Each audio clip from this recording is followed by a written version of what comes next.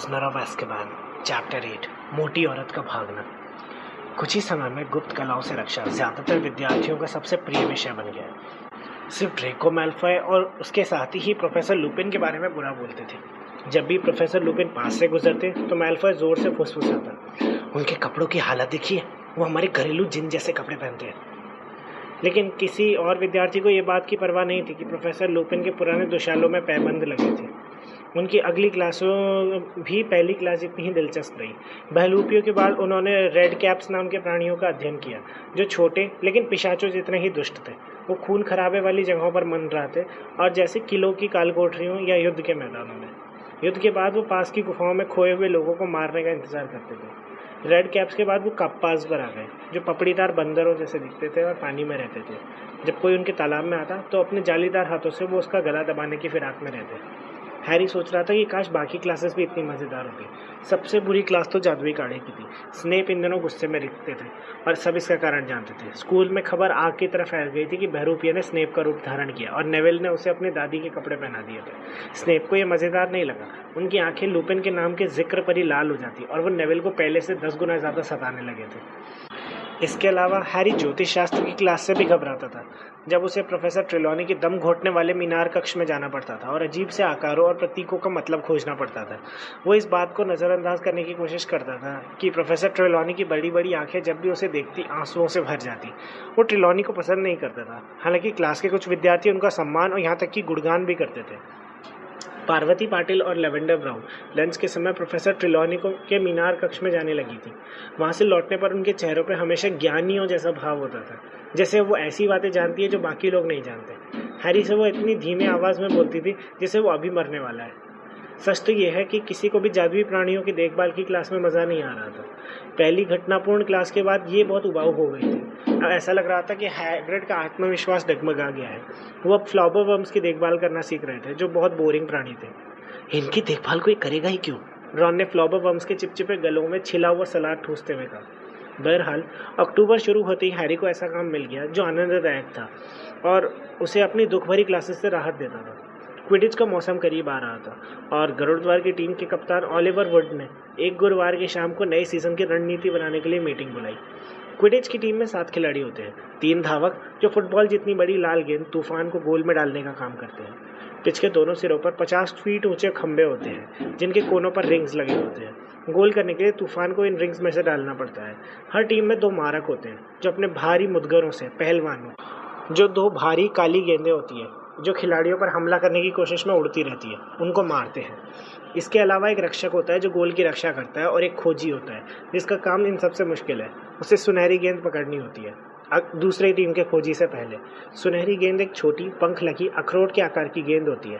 इसके पकड़ में आने पर खेल खत्म हो जाता है और इसे पकड़ने वाली खोजी की टीम को 150 पॉइंट मिलते हैं। ओलिवर वुड 17 साल का हट्टा कट्टा किशोर था। वो हॉगवर्ट्स में अपने 7वें और अंतिम वर्ष में पढ़ रहा था जब उसने अपने 6 साथी खिलाड़ियों को अंधेरे से घिरती क्विडिच पिच के कोने पर बने ठंडे चेंजिंग रूम में संबोधित किया तो उसकी आवाज़ एक तरह की हताशा साफ दिखा रही थी।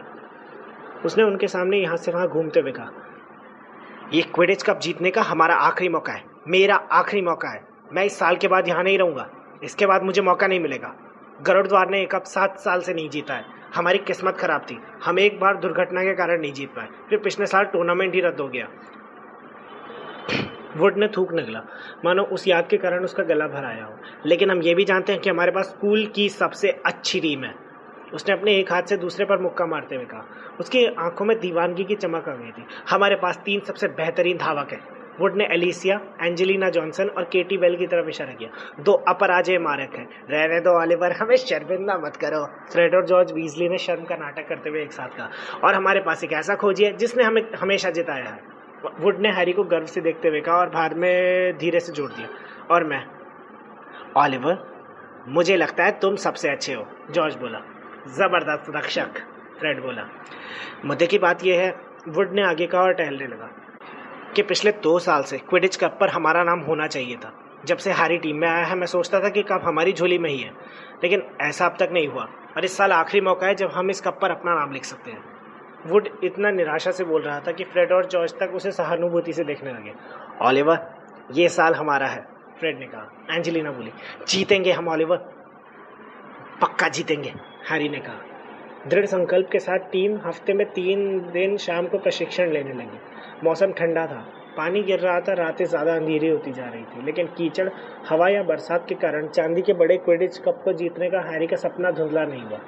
एक शाम को प्रशिक्षण के बाद जब हैरी गरुड़द्वार के हॉल में लौटा तो उसका पूरा शरीर ठंडा और अकड़ा हुआ था, लेकिन वह इस बात पर खुश था कि प्रैक्टिस अच्छी हुई थी। उसने आकर देखा कि हॉल में रोमांच का माहौल था।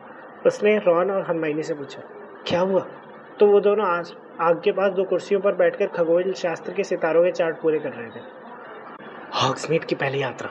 रॉन ने पुराने नोटिस बोर्ड पर लगे नोटिस की तरफ इशारा करते देखा। अक्टूबर के अंत में, हैलोवीन के दिन। बहुत अच्छा, फ्रेड बोला, जो हैरी के पीछे पीछे तस्वीर के क्षेत्र से निकल कर आ गया था। मुझे जोंगो की दुकान में जाना भी था, मेरे बदबूदार छर्रे खत्म होने लगे हैं। हैरी रॉन के बगल वाली कुर्सी में धम से बैठ गया।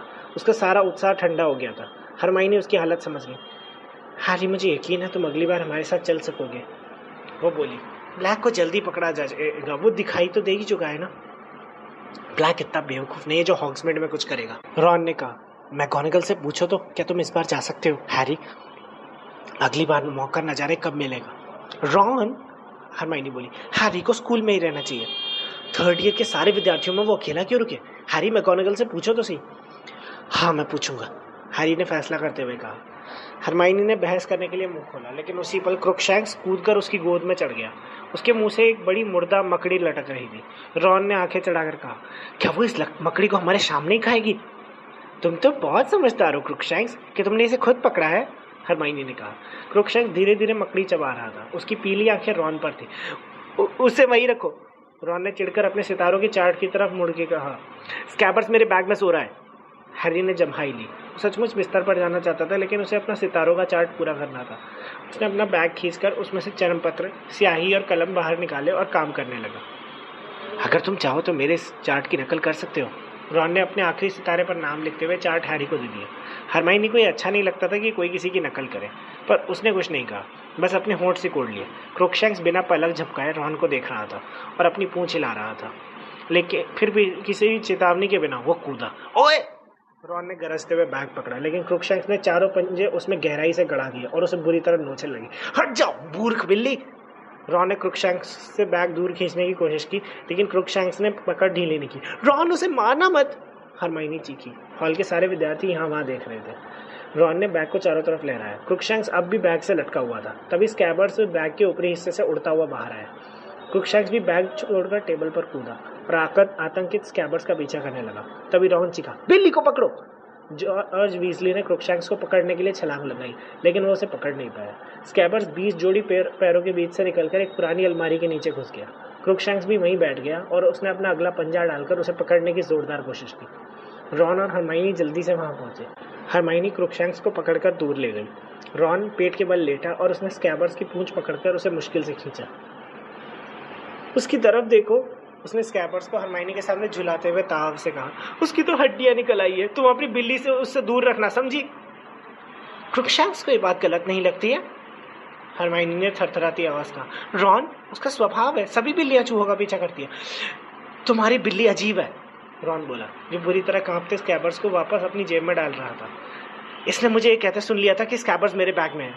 वो क्या बकवास है, क्रुकशैंक्स को गंध आ गई होगी, वो सुन कैसे सकता है? तुम्हारा बिल्ला किसी दिन स्कैबर्स की जान ले लेगा, रॉन ने अपने आसपास के लोगों की हंसी को नजरअंदाज करके कहा। स्कैबर्स यहाँ पर उसके पहले से है और अब वो बीमार है। रॉन धड़धड़ाता हुआ लड़कों के कमरों की तरफ जाने वाली सीढ़ी में चढ़ा और ओझल हो गया। अगले दिन भी हरमाइनी के प्रति रॉन का व्यवहार अच्छा नहीं था। जड़ी बूटियों की ज्ञान की क्लास में उसने हरमाइनी से बात नहीं की, हालांकि वो हैरी और हरमाइनी एक ही गमले पर काम कर रहे थे। स्कैबर्स कैसा है, हरमाइनी ने थोड़ा झिझक कर पूछा, जब उन्होंने पौधों के मोटे गुलाबी फल अलग किए और बीज लकड़ी के बर्तन में डाले। वो मेरे बिस्तर के नीचे छिपाया और बेचारा कहाँ पर आए, रॉन ने इतने गुस्से से कहा कि निशाना चूकने की वजह से बीज बर्तन में गिरने के बजाय ग्रीन हाउस के फर्श पर बिखर गए। ध्यान से वीजली, ध्यान से, प्रोफेसर स्प्राउट चिल्लाई जब उनकी आंखों के सामने बीज अंकुरित होने लगे। अगली क्लास रूपांतरण की थी। हैरी ने यह संकल्प कर लिया था कि वो क्लास के बाद प्रोफेसर मैगोनागल से पूछेगा कि क्या वो बाकी विद्यार्थियों के साथ हॉग्समीड जा सकता है। वो क्लास के बाहर लाइन में खड़ा हो गया और सोचने लगा कि वो अपनी बात किस तरह कहे। बहरहाल लाइन में आगे की तरफ एक ऐसी घटना हुई कि उसका ध्यान बढ़ गया। लैवेंडर ब्राउन रो रही थी। पार्वती की बाह लैवेंडर की कमर में लिपटी थी और वो सीमस फिनेगन और डीन थॉमस को कुछ बता रही थी।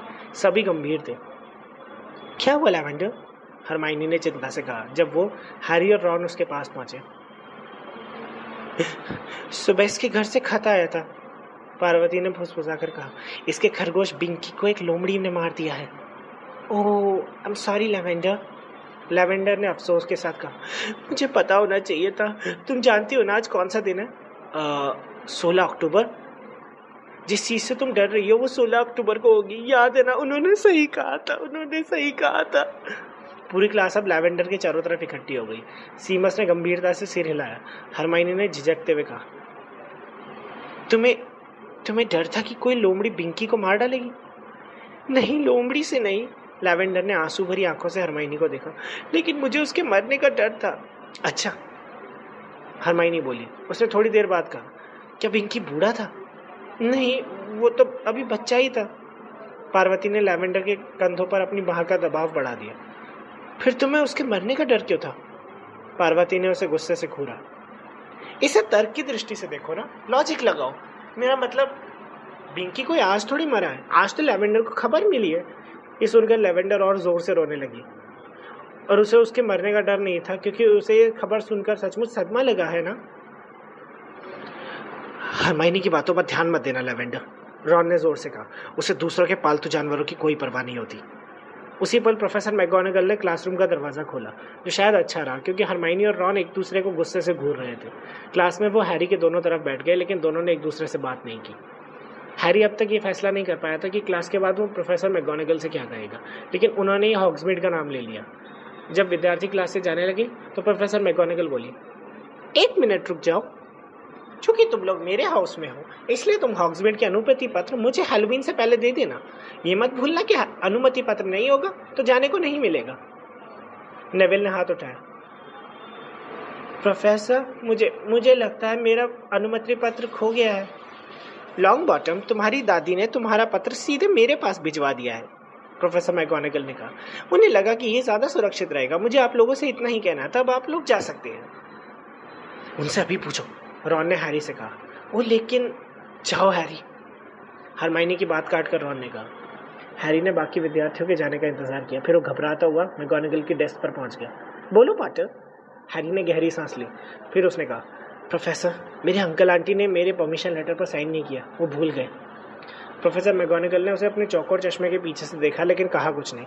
तो क्या आप सोचती हैं कि ये ठीक रहेगा? मेरा मतलब है कि मैं हॉग्समीड जा सकता हूँ? प्रोफेसर मैगोनागल नीचे झुककर अपनी डेस्क के कागज बटोरने लगी। ऐसा नहीं हो सकता पॉटर, तुमने सुन ही लिया होगा मैंने क्या कहा था। परमिशन लेटर नहीं तो यात्रा नहीं, ये नियम है। लेकिन प्रोफेसर, मेरे अंकल आंटी आप जानती हैं वो मगलू है, वो हॉग्वर्ट्स के परमिशन लेटर और नियमों को बिल्कुल नहीं मानते, हैरी ने कहा, जब रॉन सिर हिलाकर उसे प्रोत्साहित कर रहा था। अगर आप परमिशन दें तो मैं जा सकता हूँ। लेकिन मैं परमिशन कैसे दे सकती हूँ? प्रोफेसर मैगोनागल ने खड़े होकर कागजों को ड्रॉर में जमाते हुए कहा। उस पर साफ लिखा है कि माता पिता या गार्डियन ही परमिशन दे सकते हैं। उन्होंने उसकी तरफ एक अजीब भाव से देखा। क्या एक करुणा थी? मुझे अफसोस है पॉटर, ये मेरा आखिरी फैसला है। अच्छा होगा तुम जल्दी से चले जाओ, अगली क्लास के लिए देर हो जाएगी। अब कुछ नहीं हो सकता था। रॉन ने प्रोफेसर मैगोनागल को बहुत बुरा भला कहा, जिससे हरमाइनी चिढ़ गई। हरमाइनी ने सब कुछ अच्छे के लिए होता है वाला नजरिया रखा, जिससे रॉन और गुस्सा हो गया। हैरी को सबसे ज़्यादा समस्या इस बात से आ रही थी कि क्लास का हर विद्यार्थी खुश होकर जोर जोर से इस बारे में बात कर रहा था कि हॉग्समीड में पहुंचने के बाद वो सबसे पहले क्या करेगा। ये मत भूलो उस शाम को जश्न है, रॉन ने हैरी को खुश करने की कोशिश करते हुए कहा। शाम को हैलोवीन का जश्न होगा। हाँ, हैरी ने उदासी से कहा। हैलोवीन का जश्न हमेशा अच्छा होता था, लेकिन उसमें और ज़्यादा स्वाद आता अगर वो हॉग्समीड में बाकियों के साथ एक दिन बिताने के बाद उसमें आता। हॉग्समीड ना जाने का उसे इतना अफसोस था कि लोगों की सांत्वना के बाद भी उसे राहत नहीं मिली। लिखने की कड़ा में निपुण डीन थॉमस ने हैरी के सामने प्रस्ताव रखा कि वो उसके अनुमति पत्र पर वर्नॉन अंकल के फर्जी साइन कर देगा, लेकिन अब ऐसा करने से कोई फायदा नहीं था, क्योंकि हैरी प्रोफेसर मैगोनागल को बता चुका था कि उस पर साइन नहीं हुए हैं। रॉन ने अधूरे मन से अदृश्य चोगे का सुझाव दिया, लेकिन हरमाइनी ने उसे ठुकराते हुए रॉन को डंबलडोर की बात याद दिलाई कि दम पिशाचों पर चोगों का कोई असर नहीं होता। पर्सी ने सांत्वना के जो शब्द गए, दरअसल उनसे सबसे कम सांत्वना मिली। विद्यार्थी हॉग्समीड जाने के लिए बहुत उतावले रहते हैं, लेकिन मैं तुम्हें बता दूं वो जगह कुछ खास नहीं है, उसने गंभीरता से कहा। ठीक है, मिठाई की दुकान अच्छी है, हनी ड्यूक्स, लेकिन जोंको की जोक शॉप बहुत खतरनाक है। और हाँ, चीखती हवेली की यात्रा मजेदार होती है, लेकिन हैरी इसके अलावा तुम्हें और किसी चीज़ के छूटने का अफसोस नहीं करना चाहिए। हैलोवीन की सुबह हैरी बाकी सबके साथ जागा और बेहद निराशा में नाश्ता करने गया। हालांकि वो सामान्य दिखने की कोशिश कर रहा था। हम हनी ड्यूक से तुम्हारे लिए बहुत सारी मिठाइयाँ लाएंगे, हरमाइनी ने कहा, जिसके में उसके प्रति गहरी सहानुभूति थी। हाँ, बहुत सारी, रॉन बोला। रॉन और हरमाइनी अंततः हैरी की निराशा के सामने क्रुकशैंक्स के मुद्दे पर हुई लड़ाई को भूल गए थे। हैरी ने सामान्य लहजे में बोलने की कोशिश की, मेरी चिंता मत करो, तुम मजे करना, जश्न में मिलते हैं। वो उनके साथ प्रवेश हॉल तक गया, जहां हॉगवर्ट्स का चौकीदार फिल्च सामने वाले दरवाजे पर खड़े होकर लंबी सूची में से नामों की जांच कर रहा था। वो हर चेहरे को संदेह से देखता और ये पक्का कर लेता कि वही बाहर जाए जिसके पास अनुमति हो। यहीं पर रुक रहे हो पॉटर? मैल्फॉय चिल्लाया, जो क्रैब और गोयल के साथ लाइन में लगा था। तम पिशाचों के पास से निकलकर जाने में डर लग रहा है? हैरी उसे नजरअंदाज करके संगमरमर की सीढ़ियों पर चढ़ गया। वो वीरान गलियारों से होते हुए गरुड़द्वार टावर में चला गया। पासवर्ड, मोटी औरत ने झपकी से जागते हुए कहा। फॉर्चूना मेजर, हैरी ने बिना उत्साह के कहा। तस्वीर के छेद में से होते हुए वो हॉल में पहुंचा। उसमें फर्स्ट और सेकंड ईयर के बच्चे बातचीत कर रहे थे। उनके अलावा कुछ सीनियर विद्यार्थी भी थे जो इतनी बार हॉग्समीड जा चुके थे कि मन भर गया था। हैरी, हैरी, हाय हैरी, सेकंड ईयर के कॉलिन क्रीवी ने हैरी को देखते ही कहा। वो हैरी का बहुत बड़ा फैन था और उससे बात करने का कोई मौका नहीं छोड़ता था। तुम हॉग्समीड नहीं गए हैरी? क्यों नहीं गए? कॉलिन ने अपने मित्रों की तरफ उत्सुकता से देखते हुए कहा। हैरी, अगर तुम चाहो तो हमारे साथ बैठ सकते हो। नहीं थैंक्स कॉलिन, हैरी ने कहा, जो नहीं चाहता था कि बहुत सारे विद्यार्थी उसके माथे के निशान को दिलचस्पी के साथ देखें। मुझे लाइब्रेरी जाना है और कुछ काम करना है। इसके बाद उसके पास इसके अलावा कोई रास्ता नहीं था कि वो वापस मुड़े और फिर तस्वीर के छेद से बाहर चला जाए। दोबारा निकलना था तो अंदर ही क्यों गए? मेरी नींद खराब कर दी, उसके जाते समय मोटी औरत ने पीछे से शिकायत करते हुए कहा। हैरी हताश होकर यूं ही लाइब्रेरी की तरफ बढ़ने लगा, लेकिन आधे रास्ते में ही उसने इरादा बदल लिया। उसका पढ़ने का कोई मूड नहीं था। बहरहाल वो अभी पलटा ही था कि उसके सामने फिल्च आ गया, जो हॉग्समीड के आखिरी यात्रियों को भेज कर आ रहा था। फिल्च संदेह से घुर्रा है। क्या कर रहे हो तुम? कुछ नहीं, हैरी ने सच सच कह दिया। कुछ नहीं, अच्छा बहाना है, अकेले चोरी चोरी घूम रहे हो।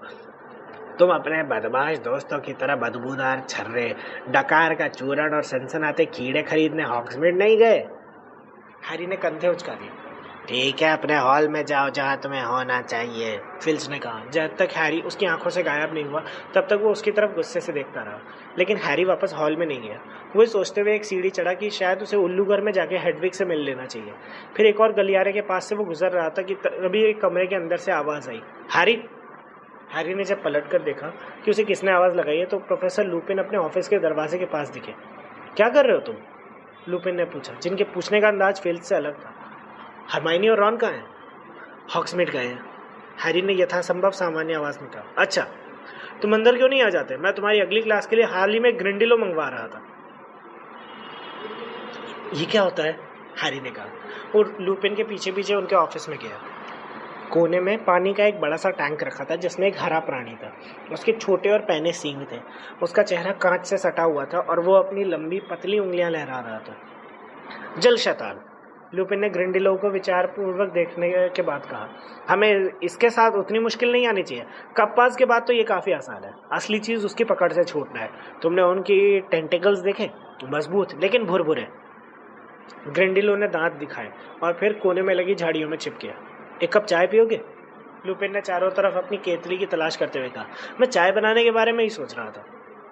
ठीक है, हैरी ने अजीब तरह से कहा। लुपिन ने अपनी छड़ी से केतली को ठोका और अचानक उसमें से धुआं आने लगा। बैठ जाओ, लुपिन ने एक डिब्बे का धूल से सना ढक्कन उठाते हुए कहा। मेरे पास बस टी बैग्स है, लेकिन मुझे लगता है अब तक चाय पत्ती से तुम्हारा मन भर गया होगा। हैरी ने उनकी तरफ देखा। लुपिन की आंखें चमक रही थी। हैरी ने पूछा, आपको ये बात कैसे मालूम? प्रोफेसर मैगोनागल बता रही थी। लुपिन ने हैरी को चाय का एक चटका हुआ मग पकड़ाते हुए कहा। चिंता में तो नहीं हो, है ना? नहीं, हैरी बोला। उसने एक पल के लिए सोचा कि लुपिन को उस कुत्ते के बारे में बता दे जो उसने मैग्नोलिया क्रेसेंट में देखा था, लेकिन वो रुक गया। वो नहीं चाहता था कि लुपिन उसे डरपोक माने, खासकर तब जब उन्होंने इसी वजह से उसे बहरूपिये से मुकाबला नहीं करने दिया था। हैरी के विचार उसके चेहरे पर दिख गए, क्योंकि लुपिन ने पूछ लिया, कोई चीज़ परेशान कर रही है हैरी? नहीं, हैरी ने झूठ बोल दिया। उसने चाय की चुस्की ली और देखा कि ग्रिंडिलो उसे मुक्का दिखा रहा है। हाँ, उसने लुपिन की डेस्क पर अपना चाय का कप रखते हुए अचानक कहा। आपको वो दिन याद है जब हम बहरूपिये से लड़े थे?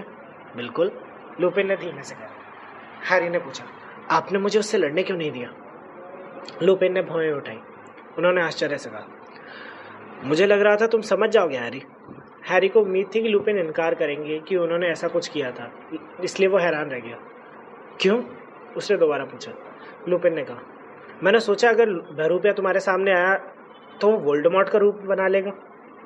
हैरी ने घूरा। न सिर्फ यह अप्रत्याशित जवाब था, बल्कि लुपिन ने वोल्डेमॉर्ट का नाम लिया था। हैरी ने सिर्फ एक और व्यक्ति के मुंह से ही यह नाम सुना था, खुद उसे छोड़कर, और वो प्रोफेसर डम्बलडोर थे। जाहिर है मैं गलत था, लुपिन ने अब भी हैरी को देखते हुए कहा, लेकिन मुझे नहीं लगा कि स्टाफ रूम में लॉर्ड वोल्डेमॉर्ट का प्रकट होना ज़्यादा अच्छा रहेगा। मैंने सोचा कि इससे सब लोग दहशत में आ जाएंगे। हैरी, मैंने भी पहले वोल्डेमॉर्ट के बारे में ही सोचा था, हैरी ने ईमानदारी से कहा, लेकिन फिर मुझे दमपिशाच याद आ गए। अच्छा, लुपिन ने सोचते हुए कहा, मैं इम्प्रेस्ड हूँ हैरी। हैरी के चेहरे पर आश्चर्य का भाव देखकर वो मुस्कुराए। इसका मतलब यह है कि तुम्हें सबसे ज़्यादा डर जिससे लगता है वो डर खुद ही है। ये तो समझदारी है हैरी। हैरी नहीं जानता था कि वो क्या कहे, इसलिए उसने चाय पी ली। तो तुम ये सोच रहे थे कि मैं तुमको बहरूपिया से निपटने में सक्षम नहीं मानता था? लुपिन बोले। हाँ, हैरी ने कहा। वो अचानक बहुत खुश महसूस कर रहा था। प्रोफेसर लुपिन, आप जानते हैं कि दमपिशाच। तभी दरवाजे पर एक दस्तक हुई और वो बीच में रुक गया। अंदर आ जाओ, लुपिन ने कहा। दरवाज़ा खुला और स्नेप अंदर आ गए। उनके हाथ में एक प्याला था जिसमें से हल्का धुआं निकल रहा था। हैरी को देखते ही वो रुक गए और उनकी काली आंखें सिकुड़ गई। सेवरस, लुपिन ने कहा। थैंक्स, मेहरबानी करके उसे डेस्क पर रख दोगे? स्नेप ने धुआं उड़ाते प्याले को नीचे रख दिया और कभी लुपिन तो कभी हैरी को देखने लगा। मैं हैरी को अपना ग्रिंडेलो दिखा रहा था, लुपिन ने टैंक की तरफ इशारा करते हुए कहा। बहुत बढ़िया, स्नेप ने उसे देखे बिना कहा। तुम्हें ये काढ़ा एकदम पी लेना चाहिए लुपिन। हाँ हाँ, पी लूँगा, लुपिन ने कहा। कढ़ाई भर कर बनाया है, अगर तुम्हें ज़्यादा चाहिए हो तो।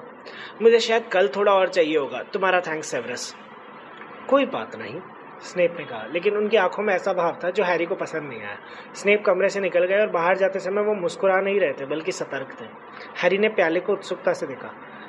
लुपिन मुस्कुराए। प्रोफेसर स्नेप ने मेहरबानी करके मेरे लिए काढ़ा बनाया है, उन्होंने कहा। मैं अच्छे काढ़े नहीं बना पाता और ये वाला तो बहुत ही जटिल है। उन्होंने प्याले को उठाकर सूंघा। बुरी बात तो यह है कि शक्कर से इसका सारा स्वाद बिगड़ जाता है, उन्होंने एक घूंट पीकर कांपते हुए कहा। क्यों? हैरी ने पूछा। लुपिन ने उसकी तरफ देखा और अधूरे सवाल का जवाब दे दिया। मेरी तबीयत थोड़ी गड़बड़ लग रही है, वो बोले। उसमें ये काढ़ा ही मदद करता है। मैं बहुत खुशकिस्मत हूँ जो प्रोफेसर स्नेप यहाँ पर है। बहुत कम जादूगर हैं जो ये काढ़ा बना सकते हैं। प्रोफेसर लुपिन ने एक और घूंट पिया। हैरी की प्रबल इच्छा हुई कि उनके हाथों से प्याला गिरा दे। उसने कहा, प्रोफेसर स्नेप की गुप्त कलाओं में गहरी रुचि है। अच्छा, लुपिन ने काढ़े का एक और घूंट पीते हुए कहा। कुछ लोगों का मानना है, हैरी झिझका, लेकिन फिर बिना कुछ सोचे विचारे कहने लगा। कुछ लोगों का मानना है कि वो गुप्त कलाओं से रक्षा का टीचर बनने के लिए कुछ भी कर सकते हैं। लुपिन ने प्याला खाली करके मुंह बना दिया। बहुत बुरा है। अच्छा हैरी, बेहतर होगा मैं काम में जुट जाऊं। तुमसे जश्न में मिलता हूं। ठीक है, हैरी ने अपने चाय के खाली कप को नीचे रखते हुए कहा। खाली प्याले में से अब भी धुआं निकल रहा था। इन चीज़ों को तो देखो, हम जितनी उठाकर ला सकते थे उतनी ले आए हैं, रॉन ने बोला। हैरी की गोद में बहुत सी रंगीन मिठाइयों की बरसात हुई। शाम हो चुकी थी और रॉन और हरमाइनी अभी अभी हॉल में आए थे। ठंडी हवा के कारण चेहरे गुलाबी हो गए थे और ऐसा लग रहा था जैसे वो जिंदगी का भरपूर मजा लेकर आए हैं।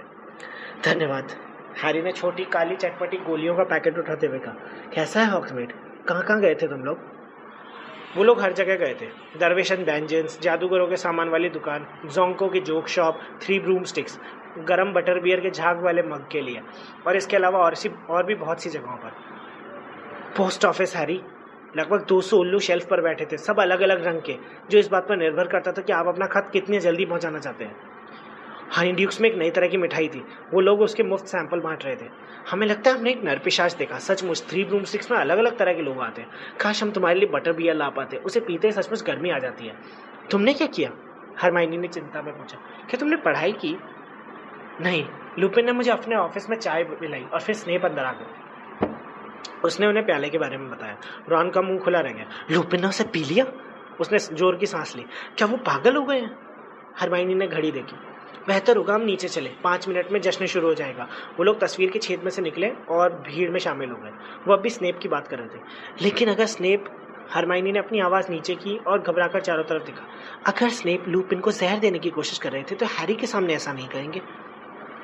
हाँ शायद, हैरी ने कहा जब वो प्रवेश हॉल से निकलकर बड़े हॉल में जाने लगे। सजावट के लिए इसमें सैकड़ों मोमबत्तियों से भरे हुए कद्दू थे, फड़फड़ाते जिंदा चमगादड़ों के बादल थे और लपट बिखेरती कई नारंगी पताकाएं जो पानी के सांपों की तरह तूफानी छत पर तैर रही थी। खाना बड़ा स्वादिष्ट था।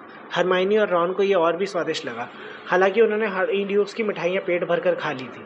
उन्होंने खाने की हर चीज़ दोबारा भी ली। हैरी स्टाफ टेबल की तरफ देखता रहा। प्रोफेसर लुपिन खुश थे और अच्छी हालत में थे। वो सम्मोहन के शिक्षक प्रोफेसर फ्लिटविक से प्रसन्नता से बात कर रहे थे। हैरी की निगाह टेबल पर आगे गई जहाँ स्नेप बैठे थे। क्या ये उसकी कल्पना थी कि स्नेप की निगाह लुपिन की तरफ बार बार जा रही थी?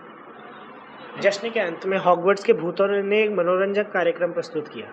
वो दीवारों और टेबल्स में से निकले और उन्होंने एक साथ ग्लाइडिंग की। गरुड़द्वार के भूत लगभग सिर कटे निक ने अपना सिर कटने की घटना का बहुत अच्छा अभिनय किया। ये इतनी अच्छी शाम थी कि मैल्फॉय भी हैरी के अच्छे मूड को नहीं बिगाड़ पाया। हॉल से निकलते समय मैल्फॉय ने कहा, दम पिशाचों ने प्यार भेजा है पॉटर। हैरी, रॉन और हरमाइनी गरुड़द्वार के बाकी विद्यार्थियों के पीछे टावर की तरफ गए, लेकिन जब वो मोटी औरत की तस्वीर के सामने खत्म होने वाले गलियारे पे पहुंचे तो वहां भीड़ थी। रॉन ने उत्सुकता से पूछा, कोई अंदर क्यों नहीं जा रहा? हैरी ने अपने सामने खड़े विद्यार्थियों के सिरों के ऊपर देखा। तस्वीर बंद थी। मुझे जाने दो, पर्सी की आवाज आई और वो महत्वपूर्ण दिखता हुआ भीड़ में से निकला। सब लोग रुक क्यों गए? ऐसा तो हो ही नहीं सकता कि सब लोग पासवर्ड भूल गए। माफ करना, जरा जगह देना, मैं हेड बॉय हूँ। और फिर भी एक भीड़ में खामोशी छा गई। गलियारे में एक ठंडी लहर दौड़ पड़ी। उन्हें अचानक पर्सी की तेज आवाज सुनाई दी, कोई जाओ और प्रोफेसर डम्बलडोर को बुलाकर लाओ इसी वक्त। विद्यार्थियों ने सिर घुमाया। पीछे खड़े विद्यार्थी पंजों के बल उचककर देखने लगे। क्या हो रहा है? जिनी बोली, जो अभी अभी आई थी। अगले ही पल प्रोफेसर डम्बलडोर आ गए। वो तेजी से तस्वीर के पास जा रहे थे। गरुड़द्वार के विद्यार्थियों ने उनके लिए जगह बनाई और हैरी, रॉन और हरमाइनी के पास आ गए ताकि देख सके दिक्कत क्या थी। ओह! हरमाइनी चीखी और उसने हैरी का हाथ पकड़ लिया। मोटी औरत अपनी तस्वीर से गायब थी। तस्वीर को किसी ने इतनी बुरी तरह काटा पीटा था कि कैनवास के टुकड़े फर्श पर बिखर गए थे। कई जगह से तो इसके बड़े टुकड़े पूरी तरह उखड़ गए थे। डम्बलडोर ने कटी फटी तस्वीर पर नजर डाली और फिर गंभीरता से प्रोफेसर मैगोनागल, लुपिन और स्नेप को अपनी तरफ आते देखा। डम्बलडोर ने कहा, हमें उसे खोजना होगा। प्रोफेसर मैगोनागल, आप तत्काल मिस्टर फिल्च से कहें कि महल की हर तस्वीर में मोटी औरत की तलाश करें। अगर वह मिल गई तो आपकी किस्मत अच्छी होगी। एक किलकारी भरी आवाज आई। यह आवाज पीव्स नाम के भूत की थी, जो भीड़ के ऊपर उड़ रहा था और बहुत खुश दिख रहा था। उसे विनाश या चिंता का माहौल अच्छा लग रहा था। तुम्हारा क्या मतलब है पीव्स? डम्बलडोर ने शांति से कहा और पीव्स की मुस्कुराहट थोड़ी फीकी पड़ गई। वो डम्बलडोर से बदतमीजी करने की हिम्मत नहीं कर सकता था। इसके बजाय उसने अपनी चिकनी चुपड़ी आवाज का इस्तेमाल किया, जो उसकी किलकारी से ज्यादा अच्छी थी। उसे शर्म आ रही है सर। वो नहीं चाहती कि कोई उसे इस हाल में देखे। उसकी हालत खराब है। मैंने उसे चौथी मंजिल की तस्वीर में पेड़ों के पीछे छिपते देखा था। वो बहुत बुरी तरह रो रही है। उसने खुशी खुशी कहा। बेचारी, उसने आगे कहा, लेकिन किसी को इस बात का यकीन नहीं हुआ कि उसे मोटी औरत पर तरस आ रहा होगा। क्या उसने बताया कि यह काम किसने किया था? ओह हाँ सर। पीव्स इस तरह बोला जैसे उसके हाथ में एक बड़ा सा हथगोला हो। जब मोटी औरत ने उसे अंदर नहीं जाने दिया तो वो बहुत गुस्सा हो गया। पीव्स ने गुलाटी खाई और अपने पैरों के बीच से डम्बलडोर की तरफ मुस्कुराकर बोला, वो बहुत गुस्सा करता है। Sirius Black.